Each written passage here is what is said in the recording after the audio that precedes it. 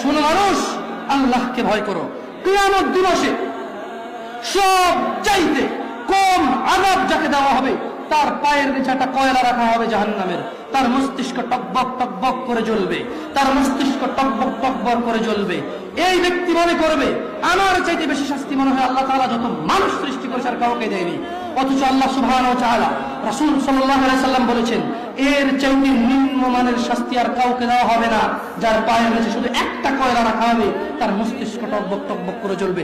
আল্লাহ সুবহানাহু ওয়া তাআলা বলেন, ইউবাশশিরুনাহুম, ও মুহাম্মদ সাল্লাল্লাহু আলাইহি সাল্লাম আপনি দেখবেন অপরাধীরা যারা ঘুষ নিয়ে ব্যস্ত, সুদ নিয়ে ব্যস্ত, জিনা নিয়ে ব্যস্ত, মদ নিয়ে ব্যস্ত, জুয়া নিয়ে ব্যস্ত, মিথ্যা নিয়ে ব্যস্ত, আযানকে পরোয়া করে না, সালাতকে পরোয়া করে না, বেনামাজি হওয়াকে কুফরি মনে করে না। ইউবাশশিরুনাহুম, আপনি দেখবেন ইয়াওয়াদুল মুজরিম, এই অপরাধীগুলো লাউ ইফতাদি মিন আযাবি ইয়াউমিযিন বিবানিন, তারা আল্লাহকে বলবে, ইয়া আল্লাহ, ইয়া আল্লাহ এই ছেলেকে নিয়ে নেন, ইয়া আল্লাহ এই ছেলেকে জাহান্নামে দিয়ে দেন, আমার মুক্তিপণ হিসেবে আমি ছেলেকে দিয়ে দিলাম, আমাকে আজকে আপনি জাহান্নামের আগুন থেকে বাঁচিয়ে দেন। ওয়াসাহিবাতিহি ওয়া আখি, অপরাধী অপরাধ করে মৃত্যুবরণ করিও না মুসলিম। এজন্য আমি বক্তব্যের শুরুতে বলেছিলাম, ওয়ালা তামুতুন্না ইল্লা